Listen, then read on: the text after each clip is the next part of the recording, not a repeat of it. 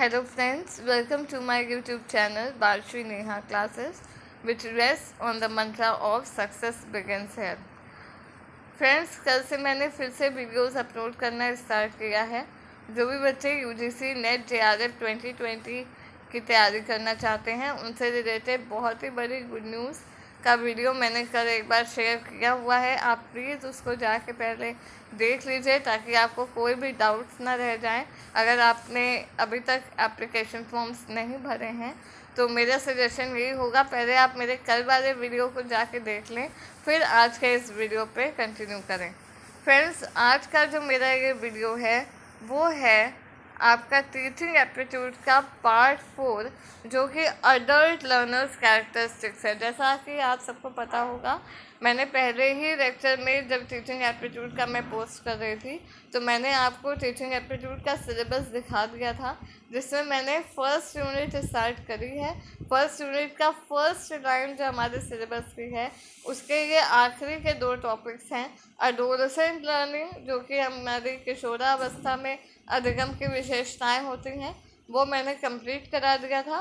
और आज के लेक्चर में मैं अडल्ट लर्नर्स की क्या कैरेक्टरिस्टिक्स होती हैं, वयस्क अवस्था में अधिगम की क्या विशेषताएं होती हैं, इसको आज मैं समझाऊंगी। तो प्लीज़ ये लेक्चर आपको तभी समझ में आएगा जब आप मेरा इसका पार्ट 3 एक बार देख लेंगे। तो टीचिंग एप्टीट्यूड का पार्ट 3 वाला जो चैप्टर है, जो मैंने लेसन अपलोड किया हुआ है, एडोलेसेंट लर्नर्स कैरेक्टरिस्टिक का, यानी कि किशोरावस्था में अधिगम की विशेषताएं, उसको जाके देख ले प्लीज़ फ्रेंड्स। लाइक करिए और कमेंट ज़रूर करिए ताकि कोई भी डाउट्स आपके हों तो मैं उसको क्लियर कर सकूं। तो पहली लाइन जो आपके सिलेबस की है उसके आखिरी के 2 टॉपिक बच गए थे, जो कि वयस्क अवस्था में अधिगम की विशेषताएं, अडल्ट लर्नर्स कैरेक्टरिस्टिक्स, ये है जो आज मैं लेके आई हूँ पार्ट 4। और इसके बाद पार्ट 5 आएगा आपका इंडिविजुअल डिफरेंसेस, जो कि है व्यक्तिगत विभिन्नताएं। ठीक है, तो चलिए बिना टाइम वेस्ट किया आज का लेक्चर शुरू करते हैं। अच्छा, आप यहाँ पे देख रहे होंगे मैंने नेहा सरप्राइज बॉक्स मेंशन किया हुआ है। जैसा कि आप सब जानते हैं कि मेरे वीडियोस में कुछ ना कुछ फन एक्साइटिंग आपको सरप्राइज में ज़रूर मिलता है वीडियो के एंड में। तो काइंडली वीडियो के एंड तक बने रहिए और वीडियो का लाभ उठाइए, बेनिफिट उठाइए और अपने लॉकडाउन के समय को बेनिफिशियल तरीके से आप यूज़ करिए। ठीक है, फॉर ऑल दोज जो कि इस समय एग्जामिनेशंस की प्रिपरेशन कर रहे हैं, जिनके पास कोई बुक्स अभी अवेलेबल नहीं है, तो काइंडली पहले आप जाके इनको चेक कर लीजिए। ठीक है, चलिए तो आज हम लोग स्टार्ट करते हैं बिना टाइम वेस्ट किए। अडल्ट लर्नर्स कैरेक्टरिस्टिक्स, वयस्क अवस्था में अधिगम की विशेषताएं। चलिए, जैसा कि मैंने बोला, पहले आप एडोलेसेंट लर्नर्स की कैरेक्टरिस्टिक्स देख लें। अच्छा, तो आपको ये वीडियो और भी क्लियर होगा, बट मोटा मोटा मैं बेसिक आपको बता देती हूँ। इस यूनिट में जो कि आपका adult learners characteristic, adolescent learner characteristic और इंडिविजुअल डिफरेंसेस है, ये है क्या? देखिए, कोई भी शिक्षार्थी होता है जो शिक्षा ग्रहण करता है, कोई भी विद्यार्थी होता है, वो जब लर्न करता है, अधिगम करता है, तो क्या होता है? सबसे पहली बात है कि जब कोई भी बच्चा कोई चीज़ सीखता है तो उसको सीखते समय उसके कुछ पर्पस होते हैं जो उसके दिमाग में होते हैं, जिसकी वजह से वो उस लाइन में जाता है और सीखता है। सपोज मैंने बोला, जैसे आपको और क्लियर होगा, अगर मुझे मैनेजर बनना है, मैनेजमेंट की पढ़ाई करनी है, ठीक है, मुझे पता है मुझे तो MBA करना पड़ेगा।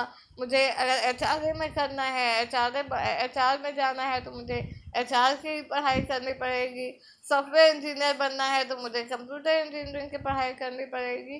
तो आपके पास पहले दिमाग में आपका एक खाका होता है, पर्पस होता है, ऑब्जेक्टिव होता है, जिससे गाइड होके आप अपनी शिक्षा को ग्रहण करते हैं। यही जो पर्पस होते हैं, यही आपका लर्नर्स के कैरेक्टरिस्टिक्स में आ जाता है। हर लर्नर क्योंकि अलग अलग अवस्था में होता है, कोई बच्चा होता है, कोई वयस्क होते हैं, जैसे कि जो 18 साल के ऊपर के हैं, सबका मस्तिष्क का जो विकास होता है वो एक समान नहीं होता। कुछ बच्चे कुछ चीज़ों को जल्दी ग्रास्प कर लेते हैं, कुछ बच्चे कुछ चीज़ों को जल्दी ग्रास्प कर लेते हैं, ठीक है। तो इसी को बोलते हैं लर्नर्स की कैरेक्टरिस्टिक्स। तो इन कैरेक्टरिस्टिक्स को हम दो भागों में बांट देते हैं। एडोलेसेंट यानी किशोरावस्था में, किशोर अवस्था माने 18 साल से कम के जो बच्चे हैं वो किस प्रकार से शिक्षा ग्रहण करते हैं, किन ऑब्जेक्टिव्स को दिमाग में रख के शिक्षा ग्रहण करते हैं, और साथ ही में उनके जो शिक्षा ग्रहण करने का तरीका है उसको हम किस तरह से बांट सकते हैं, किस किस लेवल पे वो शिक्षा ग्रहण करते हैं। इंटेलेक्चुअल अगर हम बोले तो आपके आ जाएंगे मस्तिष्क से संबंधित, मस्तिष्क के विकास में मदद करता है। तो इसी तरह के एडोलेसेंट लर्निंग होती है। मैं इसमें ज़्यादा डीप में नहीं जाऊँगी, आप प्लीज़ मेरा पुराना वाला वीडियो जाके इस पर चेक कर लें, पार्ट 3 वाला, और मैं नीचे डिस्क्रिप्शन बॉक्स में लिंक भी आपको प्रोवाइड कर दूंगी। तो आज का जो है वो अडल्ट लर्नर्स है, देख लेते हैं। अच्छा, जैसा कि आप सब जानते हैं मेरी जो यूजीसी नेट जेआरएफ की क्लासेस चल रही हैं वो इंग्लिश मीडियम और हिंदी मीडियम दोनों के लिए बेनिफिशियल है।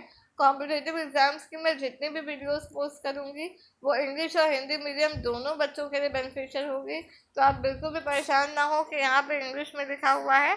आपके सुविधा के लिए मैं पहले ही दिखा देती हूँ आपको नेक्स्ट साइड, कि आप देख लीजिए यहाँ पे हिंदी में भी प्रॉपरली आपको प्रोवाइड किया गया है, ठीक है। तो ये इंग्लिश और हिंदी मीडियम दोनों बच्चों के लिए बेनिफिशियल है। तो अगर आपके कोई फ्रेंड्स हैं, कोई रिलेटिव्स हैं जो तैयारी कर रहे हैं किसी भी कॉम्पिटिटिव एग्ज़ाम की, तो पर्टिकुलरली हिंदी मीडियम से भी हैं, और अगर वो उनको कोई प्रॉब्लम हो रही है वीडियोस मिलने में या समझने में, तो वो प्लीज़ मेरे इन वीडियोस का लाभ भी उठा सकते हैं। आप प्लीज़ उनको ये वीडियो ज़्यादा से ज़्यादा शेयर कर दीजिए, ठीक है। तो आज का स्टार्ट करते हैं, कैरेक्टरिस्टिक्स ऑफ अडल्ट लर्नर्स। इसको मैं इंग्लिश में समझाने से पहले इस टाइप पे आती हूँ, वयस्क अध्येता यानी कि अडल्ट लर्नर होता क्या है। अडल्ट लर्नर हमने पहले ही बताया है, वयस्क माने कोई भी 18 साल से ऊपर का व्यक्ति।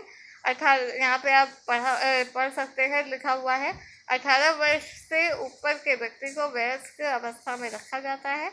वयस्क अध्येता प्रमुख विशेषताओं को हम निम्नलिखित बिंदुओं के आधार पर समझ सकते हैं। जैसा कि अगर आपने मेरा पुराना लेक्चर देखा है तो आप एडोलेसेंट लर्नर वाला, किशोरावस्था वाला, तो आपने उसमें देखा होगा, और सिलेबस में भी अगर आपने कायदे से देखा है तो देखा होगा कि ये जो लर्नर्स कैरेक्टरिस्टिक वाला टॉपिक है इसे 4 भाग में बांटा गया है। आपका जो मेंटल होता है, कॉग्निटिव होता है, इंटेलेक्चुअल होता है, फिजिकल होता है, तो यही आपके जो है सोशल होता है। यही आपके 4 बिंदु हैं जिनके आधार पर हम किसी भी अध्येता के विशेषताओं को या कैरेक्टरिस्टिक्स को हम विभाजित करते हैं, यानी कि उसको क्लासिफाई या डिवाइड करते हैं। तो पहला है शैक्षिक विशेषताएं। शैक्षिक माने जो आपके शिक्षा को ग्रहण करने के उद्देश्य से रिलेटेड है। आप अगर सोशल वर्कर बनना चाहते हैं तो आप ह्यूमैनिटीज़ की स्टडी करते हैं, ठीक है। ह्यूमैनिटीज़ में आपका सोशल वर्क, सोसाइटी, समाज, सोशियोलॉजी, हिस्ट्री, ज्योग्राफी, भूगोल, इन सब चीज़ों की पढ़ाई आपको पढ़ाई जाती है, कला विभाग जिसको हम बोलते हैं। तो ये होता है आपका कि शैक्षिक जो विशेषताएं हैं वो सिर्फ उन बातों को बताती हैं, उन विशेषताओं को बताती हैं जो व्यक्ति जो अध्येता होता है वो शिक्षा किस पर्पस से, किस ऑब्जेक्टिव से, किस उद्देश्य से उसको ग्रहण कर रहा है। अच्छा, जब ये हम यहाँ पे कंपैरेटिव स्टडी भी करते जाएंगे। पुराने वाले लेक्चर जो पार्ट 3 का है, फिर मैं आपसे बार बार बोल रही हूँ कि इस वीडियो को अच्छे से समझने के लिए पुराना वाला वीडियो एक बार ज़रूर देख लें। एडोलेसेंट यानी किशोरावस्था वाला और आज वाला अडल्ट लर्नर यानी कि वयस्क अवस्था वाला, दोनों को जब आप कंपेयर करके साथ में पढ़ेंगे तो आपको कॉन्सेप्ट और ज़्यादा अच्छे से क्लियर हो जाएगा। कुछ भी मगअप करने की, याद करने की, रटने की ज़रूरत आपको नहीं पड़ेगी। ये आपके दिमाग में बस जाएगा। तो आप इसको अच्छे से समझ लीजिए। शैक्षिक मैंने बोला, जैसे पहले मैंने बोला कि आपकी उस विशेषताओं को इंगित करता है जिस उद्देश्य से आप किसी भी शिक्षा को ग्रहण कर रहे हैं। अब अगर हम यहाँ पर कंपैरेटिव स्टडी करें तो किशोर अवस्था में यानी कि जब बच्चा होता है, जब बच्चा होता है जो 18 साल से कम होते हैं, यानी कि प्राइमरी और प्री प्राइमरी के जो आपके स्कूल्स और क्लासेस होते हैं, उनमें बच्चों का मेन उद्देश्य क्या होता है? पढ़ाई ग्रहण करने का, शिक्षा ग्रहण करने का। उनका मेन उद्देश्य होता है शिक्षा में उत्तीर्ण होना, पास होना, किसी भी तरह से डिग्री लेना, ठीक है, यही होता है ना। तो वो उसमें उस तरह की पढ़ाई भी करी जाती है। अब यहाँ पे आपका लेवल्स ऑफ अंडरस्टैंडिंग वाला भी आ जाता है, शिक्षण के चरण वाला भी चैप्टर टॉपिक यहाँ पे इंक्लूड हो जाता है। तो आप उसको भी जाके एक बार मेरी प्लेलिस्ट में चेक कर लीजिए, पढ़ लीजिए, ठीक है। तो जब बच्चा होता है तो उसकी मेमोरी लेवल ऑफ अंडरस्टैंडिंग होती है, क्योंकि उसका मेन उद्देश्य होता है सिर्फ शिक्षा में परीक्षा में उत्तीर्ण होना। तो वो चीज़ों को याद करता है और वैसे ही एग्ज़ाम में रिप्रोड्यूस करके लिख के आ जाता है, ठीक है। लेकिन जब वही अध्येता जब वयस्क अवस्था में आ जाता है, जब वो बड़ा हो जाता है, अडल्ट हो जाता है, तो उसकी शिक्षा का उद्देश्य भी बदल जाता है।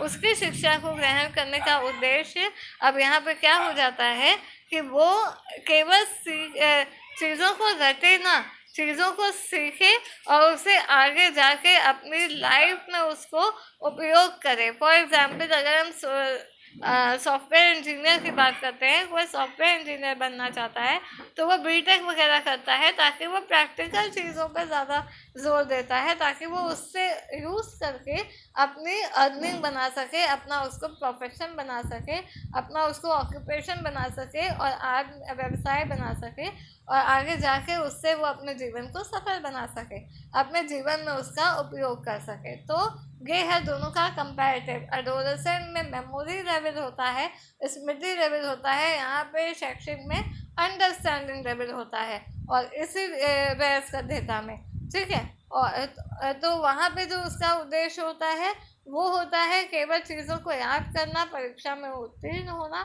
ये उसकी विशेषताएं होती हैं, शैक्षिक विशेषता। लेकिन यहाँ पे वयस्क डेटा की शैक्षिक विशेषता क्या होती है?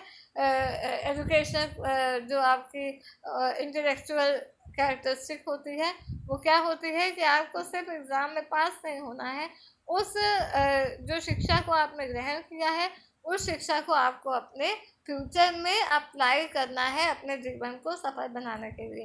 तो चीज़ों को सिर्फ रटना नहीं है, सीखना है। तो यहाँ पे आ जाती है अंडरस्टैंडिंग लेवल। हम यहाँ पे शैक्षिक वाले को एक बार पढ़ देते हैं। वयस्क अध्येता में स्वयं परीक्षण, अपने आप का परीक्षण करने की क्षमता आ जाती है। आपका मस्तिष्क का विकास हो जाता है, आपको समझ में आने लगता है। बचपन में तो सिर्फ आपको बताया जाता है ये करना सही है, ये करना गलत है, तो आपने सीख लिया। लेकिन जब उसको आपने फ्यूचर में, जब आप वयस्क हो जाते हैं तो आप स्वयं परीक्षण करने लगते हैं, आप समझने लगते हैं ये करना क्यों सही है, ये करना क्यों गलत है, क्योंकि आपका मस्तिष्क उस तरह से अब काम करना शुरू कर देता है। निरीक्षण, अपनी चीज़ों को निरीक्षण करना, कंट्रोल करना और उसका देखना कि हाँ मैं सही काम कर रहा हूँ कि नहीं कर रहा हूँ, ये आपकी शैक्षिक विशेषताएं वयस्क में आती हैं। विचार और तर्क करने की प्रवृत्ति का उचित विकास होता है, ठीक है। तो यहाँ पे आपके तर्क करने की, हाँ बचपन में बोल दिया 2 2 सा 4 होता है, आपने याद कर लिया किशोर अवस्था में। वयस्क ये जानेगा कि 2 2 सा 4 आखिर होता क्यों है, ठीक है। तो एक छोटा सा एग्जाम्पल है, मेनली तो ये 18 साल से पहले ही आप लोगों को पढ़ा दिया जाता है, बट ये एक छोटा सा एग्जाम्पल है चीज़ों को समझने के लिए, जो आपकी क्वालिटी ऑफ अंडरस्टैंडिंग को बढ़ा देगा। कि पहले सिर्फ हम जानते हैं किशोरावस्था में, लेकिन वयस्क अवस्था में हम उसको अप्लाई करते हैं, उसको अच्छे से समझने की कोशिश करते हैं कि यह जो हमें सिखाया गया था उसके पीछे का कारण क्या है, क्यों हमको ऐसा सिखाया गया, उसको हम कैसे बेहतर तरीके से अपने जीवन में आगे अप्लाई कर सकते हैं, ठीक।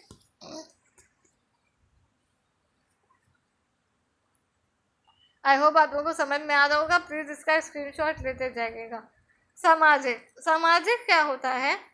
सोशल, सोसाइटी में आपको रहने के लिए तैयार किया जाता है। समाज में बहुत सी चीज़ें घटित होती हैं जिसको हमें देखना पड़ता है, उसके अनुसार काम करना पड़ता है। बच्चे को ये नहीं पता होता किस समय हंसना है, किस समय मतलब सोसाइटी में कोई ऐसी चीज़ जा रही है, उसको एकदम से अंदर की ड्राइव आई और वो हंसने लगा, ठीक है। लेकिन जो वयस्क हो जाएगा वो ये जानेगा, सर्कमस्टांसेस को, सिचुएशन को, परिस्थितियों को समझेगा, उसके अनुकूल ही वो आचरण करेगा। तो ये होता है सामाजिक। वयस्क व्यक्ति सामाजिक परिवेश में अच्छी तरह से समावेशित होता है। वह सामाजिक रीति रिवाजों, परंपराओं आदि से बंधा होता है। वयस्क अध्येता सामाजिक जिम्मेदारी को निभाते हुए शिक्षण कार्य को निष्ठापूर्वक करने में योग्य होता है। ठीक है, आपके रोल्स, आपके क्या क्या काम है, क्या क्या लक्ष्य है, ये आपको बचपन से सिखाया जाता है। ठीक है, तो बड़े होते होते आप उसी तरह से अपने आप के विकास और अपने मस्तिष्क का विकास करते हैं और उसके अनुकूल ही आप आचरण करने लगते हैं। आपको पता चलता है, आपने एक छोटा सा मैं एग्जांपल देती हूँ। सपोज एक कोई बच्चा है जो एक बहुत ही गरीब परिवार में पला बड़ा है। ठीक है, उसके माता पिता बहुत ही गरीब परिवार में पले बड़े, तो उसने बचपन से देखा कि हाँ, हमारे परिवार में गरीबी है। मम्मी कहती हैं कि इतना कम है, इसको ऐसे ही खाना है, इसको कम ही यूज़ करना है। या उसने माँ को देखा कि वो अपनी रोटी आधी करके बच्चे को खिलाती है, तो उसने बचपन से ही इस चीज़ों को देखा है, अनुभव किया है। तो ये किशोरावस्था में उसने सीखा। यहाँ पे मैं इनफॉर्मल एजुकेशन की बात कर रही हूँ इस एग्जाम्पल में। ठीक है, अनौपचारिक शिक्षा जो ग्रहण करता है बच्चा, जो किसी भी इंस्टीट्यूशन में, किसी भी स्कूल में, किसी भी एजुकेशनल इंस्टीट्यूट में जाकर उसने ग्रहण नहीं करी, सिर्फ अपने एक्सपीरियंसेस को, अपने जो भी उसकी परिस्थितियों का सामना उसने किया, उससे उसने ये चीज़ों को सीखा। लेकिन आगे जाके वो जब बड़ा हो जाता है, वयस्क हो जाता है, तो उसके दिमाग में ये बात बैठ जाती है, क्योंकि मेरे माँ ने बचपन से गरीबी झेली है, तो मेरा यहाँ पे रोल क्या बनता है अपने परिवार में, अपने परिवार को मुझे इस गरीबी से बाहर लाना है। तो वो उसने अपना रोल निर्धारण कर लिया और उसके अनुसार जब वो पढ़ाई करने लगता है, चीज़ों को सीखने लगता है और उसे अपनी रोज़मर्रा के जीवन में उतारने लगता है, मम्मी को समझाने लगता है, मम्मी देखो अगर इतना है तो इसको ऐसे ऐसे यूज़ करो। ठीक है, बचपन में तो बच्चा नहीं बता पाएगा, लेकिन हाँ, जब बड़ा हो जाता है, उसने कुछ नया सीखा, नया जाना, जिससे उसकी परिवार की परिस्थितियाँ सुधर सकती हैं, तो वहाँ पे उन चीज़ों का एप्लीकेशन करने लगता है, उसे यूज़ करने लगता है। तो यही होती है वयस्क अध्येता की सामाजिक विशेषता। ठीक है,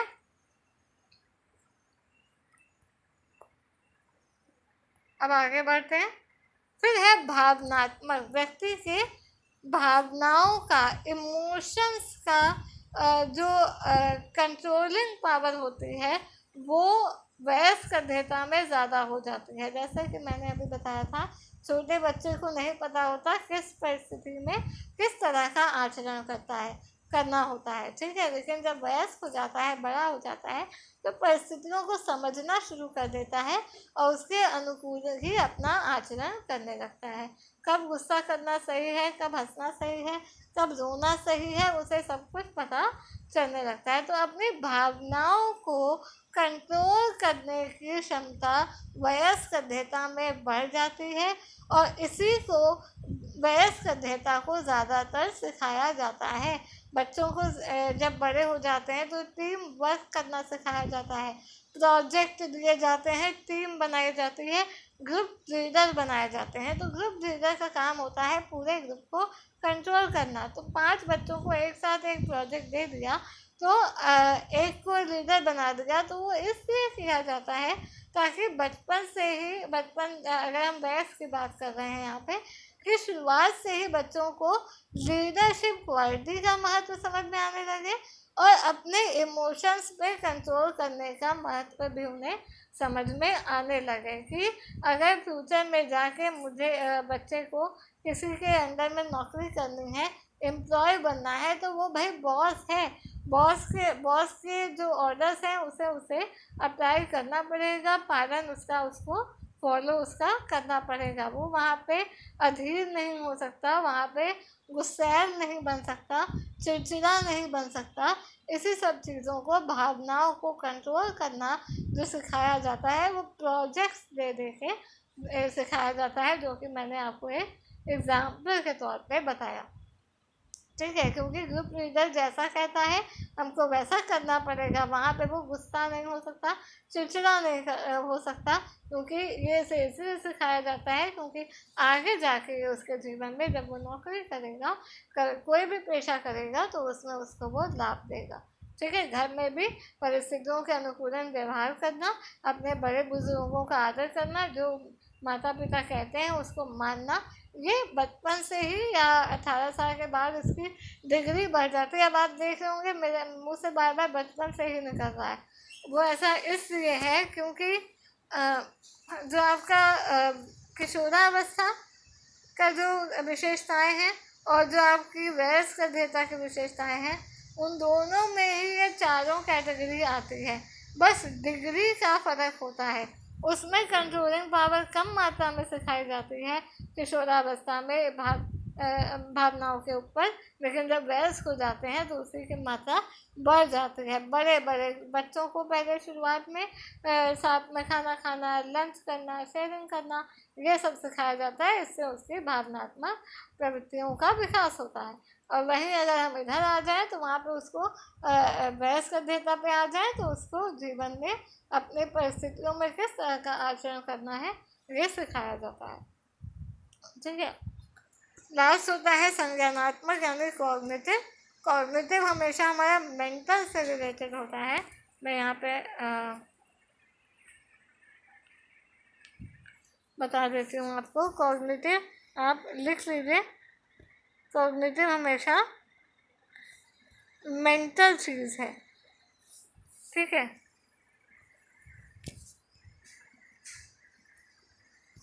मेंटल मतलब जो भी आपके माइंड से रिलेटेड है।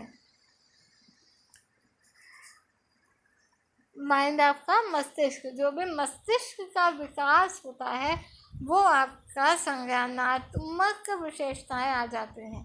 ठीक है, यहाँ पे वयस्कता में मस्तिष्क का विकास और ज़्यादा तेज़ी से होता है और बहुमुखी होता है, यानी मल्टी डायमेंशनल होता है। हर एरिया में उसका मस्तिष्क का विकास होता है। मैं यहाँ पर पढ़ देती हूँ। वयस्क शिक्षार्थी में मस्तिष्क का विकास लगभग पूर्ण होता है। वह कल्पना, मनोविज्ञान, तथ्यहीन तर्क आदि के समाधान में सक्षम होता है। तथ्यहीन तर्क माने कोई भी ऐसा परंपरा मान लीजिए चल रही है जिसके पीछे का कोई तर्क नहीं उसे समझ में आता, तो वो उसका खंडन करेगा, उसको वो मानने से विरोध करेगा कि नहीं मुझे ये नहीं मानना, ऐसा क्यों हो रहा है। तो ये चीज़ें जो होती हैं वो उसकी नींव कब से पड़ती है, बचपन से ही पड़ती है। अगर बच्चा देख रहा है कि घर में स्त्रियों का, फीमेल्स का अनादर होता है और उसको स्कूलों में सिखाया जाए, पढ़ाया जाए कि नहीं फीमेल्स का आदर करना चाहिए, तो जब वो बड़ा होगा तो वो इसमें तर्कहीन तर्क करेगा और तथ्यहीन तर्क करेगा, बोलेगा कि इसके पीछे तो कोई तर्क ही नहीं है। तो वो अपने परिवार में लोगों को समझाएगा और उसके परिवार में महिलाओं की परिस्थितियाँ सुधरना शुरू हो जाएंगी। भले प्रीवियस जनरेशन में ना हुई हो तो वो खुद की अपनी और आने वाली जनरेशन में अब यह शिक्षा पास ऑन करेगा कि महिलाओं का संरक्षण करना चाहिए, महिलाओं को आदर देना चाहिए। ठीक है, अतः वयस्कता उचित संज्ञानात्मक निर्णय लेकर उचित निष्कर्ष प्रदान करता है। अब चलिए, ये मैंने हिंदी वाला पूरा पढ़ा दिया, अब इसी को मैं इंग्लिश वाले में पढ़ा देती हूँ। अदर लर्नर्स की कैरेक्टरिस्टिक में पहला पॉइंट है problem centred seek educational solutions. Problem centred, कोई भी आपकी जो शिक्षा होती है वयस्कता की, वो प्रॉब्लम सॉल्विंग से रिलेटेड होती है। मतलब आपको सिखाया जाता है कि अगर भविष्य में ऐसी कोई परिस्थिति आ गई तो उससे आपको कैसे निपटना है, कैसे उसका सामना करना है। इसीलिए आपको जो भी आप ऑक्यूपेशन करना चाहते हैं, प्रोफेशन करना चाहते हैं, उसकी आप प्रॉपर ट्रेनिंग लेते हैं और प्रॉपर प्रैक्टिकल्स करते हैं, ताकि आपको आगे अगर कोई भी प्रॉब्लम उस परिस्थिति में आती है तो आप उसका तुरंत समाधान निकाल सकें। सेकेंड है रिजल्ट्स ओरिएंटेड, मतलब have specific results in mind for education. जैसे मैंने बोला था, यहाँ पे जो बात हो रही है इस पॉइंट पे, ये आपकी एजुकेशन की पर्पस की बात हो रही है। किस पर्पज से, किस उद्देश्य से आप शिक्षा ग्रहण कर रहे हैं। आप मैनेजर बनना चाहते हैं, आप सॉफ्टवेयर इंजीनियर बनना चाहते हैं, या क्या, किस वजह से आप इसको ग्रहण कर रहे हैं। ठीक है, तो ये आपकी आती है सेल्फ रिजल्ट ओरिएंटेड, माने आपको रिजल्ट पता होता है कि अगर मैंने इस चीज़ की पढ़ाई करी है तो मैं आगे जाके इसी पे अपने जीवन का यापन करूँगा। फिर है सेल्फ डायरेक्टेड, मतलब आपके मस्तिष्क का इस तरह से विकास हो गया होता है कि अब आपको खुद पे कंट्रोल करना, अपने कृत्यों पे, अपने कामों पे, अपने इमोशंस पे, और क्या सही है क्या गलत है आप ये सेल्फ डायरेक्ट करने लगते हैं, अपने आप को खुद निर्देशित करने लगते हैं। आपकी समझ उतनी विकसित हो चुकी होती है कि आप अपना बुरा भला, अपने परिवार का बुरा भला, अपने समाज का बुरा भला समझ सकें। ठीक है, तो आप खुद ही निर्देशित करते हैं आपको क्या करना है, कैसे करना है। अगर आप करियर की बात लेके जाते हैं तो आप खुद अपने करियर को डिसाइड करते हैं कि हाँ मेरा इस एरिया में इंटरेस्ट है, मैं ये चीज़ करना चाहता हूँ, तो आप उसी की पढ़ाई करते हैं। ठीक है। Often skeptical about new information, prefer to try it out before accepting it। मतलब कोई भी नई चीज़ को समझने से पहले, याद करने से पहले, जान तो आप लेते हैं, पर उसे आत्मसात करने से पहले आप उसके पीछे के तर्क को जानने की कोशिश करते हैं, कॉज को जानने की कोशिश करते हैं। यही हो जाता है ऑफन स्केप्टिकल, मतलब आप डाउटफुल रहते हैं चीज़ों को लेके। कोई भी नई चीज़ होती है तो उसको समझने के लिए आप पहले डाउटफुल होते हैं। सीक एजुकेशन दैट रिलेट्स और applies directly to their perceived needs, जो आपकी नीड्स हैं उनसे रिलेटेड आप पढ़ाई करते हैं। Accept responsibility of their own learning, अपनी लर्निंग की रिस्पॉन्सिबिलिटी आप खुद लेते हैं, अपने कृत्यों की रिस्पॉन्सिबिलिटी आप खुद लेते हैं। ठीक है, तो यहाँ पे अब आ गया है नेहा सरप्राइज बॉक्स। देख लेते हैं आज क्या है सरप्राइज बॉक्स में। प्लीज़ उससे पहले अगर आपको चैनल पसंद आ रहा हो तो सब्सक्राइब, लाइक, शेयर ज़रूर करें और नोटिफिकेशन बेल आइकन को ज़रूर दबा दें। और यहाँ पे आपका आज का ये पज़ल आ गया है, आप इसको सॉल्व करिए और जल्द से जल्द मुझे इसका आंसर कमेंट बॉक्स में बताइए। For now friends, thanks for watching and thank you.